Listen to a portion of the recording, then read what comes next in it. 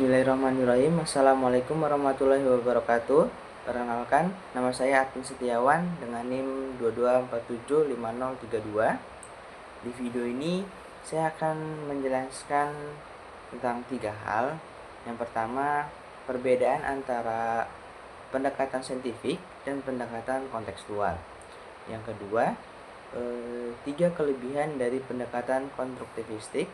Dan yang ketiga, saya akan mengambil studi kasus salah satu proses pembelajaran yang ada di kelas.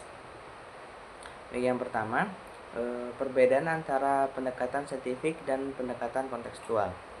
Pendekatan saintifik dan pendekatan kontekstual merupakan 2 pendekatan dalam pembelajaran yang sama-sama bertujuan untuk meningkatkan kualitas pemahaman siswa.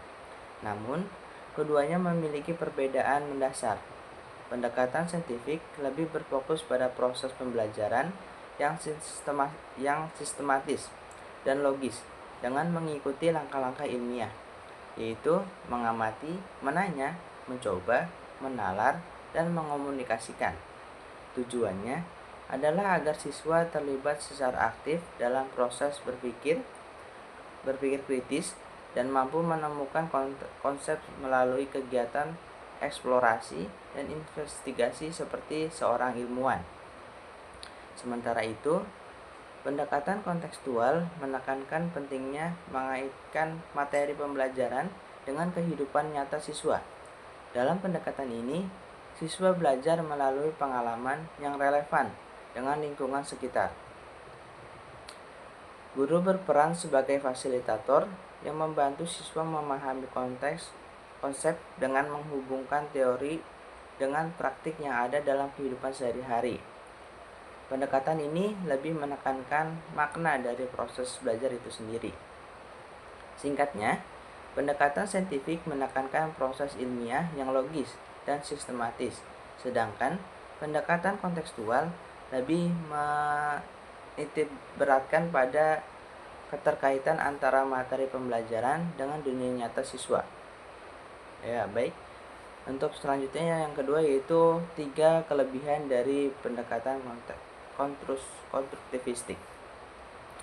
Pendekatan konstruktivistik adalah pendekatan pembelajaran yang berpusat pada siswa, di mana siswa secara aktif membangun sendiri pengetahuannya melalui pengalaman belajar. Ada 3 kelebihan dari pendekatan konstruktivistik, yaitu mendorong keaktifan dan kemandirian siswa. Dalam pendekatan ini, siswa tidak hanya menerima informasi secara pasif, melainkan aktif menggali informasi, bertanya, berdiskusi, dan menyimpulkan sendiri. Hal ini membantu mereka menjadi lebih mandiri dan bertanggung jawab terhadap proses belajarnya. Yang kedua, meningkatkan kemampuan berpikir kritis dan pemecahan masalah. Karena siswa dituntut untuk mengeksplorasi konsep dan mencari solusi atas permasalahan yang mereka temui dalam pembelajaran, maka mereka akan terbiasa berpikir logis dan analitis, serta mampu mengembangkan keterampilan berpikir tingkat tinggi. Yang selanjutnya, pembelajaran menjadi lebih bermakna dan tahan lama, karena pengetahuan dibangun berdasarkan pengalaman dan keterlibatan langsung siswa, maka materi yang dipelajari akan lebih mudah dipahami dan diingat dalam jangka panjang dibandingkan jika hanya disampaikan secara verbal oleh guru. Selanjutnya kita akan masuk di bagian yang ketiga, yaitu mengambil studi kasus tentang pendekatan pembelajaran yang ada di salah satu kelas. Itu suatu pembelajaran mata pelajaran IPA kelas 5 SD. Guru mengajak siswa keluar kelas untuk mengamati berbagai jenis tumbuhan yang ada di taman sekolah. Siswa diminta mencatat ciri-ciri daun, batang, dan akar dari masing-masing tumbuhan, lalu mendiskusikan fungsi bagian-bagian tersebut dalam kelompok. Setelah itu, setiap kelompok mempresentasikan hasil diskusinya di depan kelas. Pendekatan yang digunakan guru dalam proses pembelajaran ini adalah pendekatan kontekstual.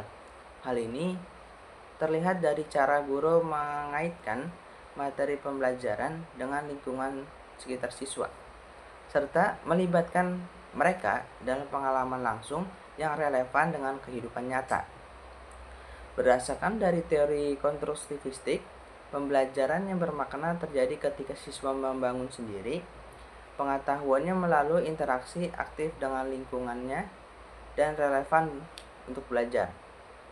Dalam kasus ini, siswa tidak hanya menerima informasi, tetapi juga mengamati secara langsung objek belajar, yakni tumbuhan, berdiskusi dan menyimpulkan hasilnya bersama teman-teman. Hal ini membuktikan bahwa pendekatan yang digunakan sangat efektif karena sesuai dengan prinsip-prinsip konstruktivisme yang menekankan keterlibatan aktif siswa, belajar dari pengalaman nyata, serta adanya refleksi dan komunikasi antar siswa. Selain itu, pendekatan ini juga membangun rasa ingin tahu dan keterampilan kerjasama dalam kelompok. Ya baik, mungkin itu adalah 3 pembahasan yang dapat saya berikan. Bila ada salah kata atau salah pengucapan, mohon dimaafkan. Tapi bila ada kebaikan, itu pasti datang dari Allah. Saya akhiri, billahi fisabilillah, fastabiqul khairat. Wassalamualaikum warahmatullahi wabarakatuh.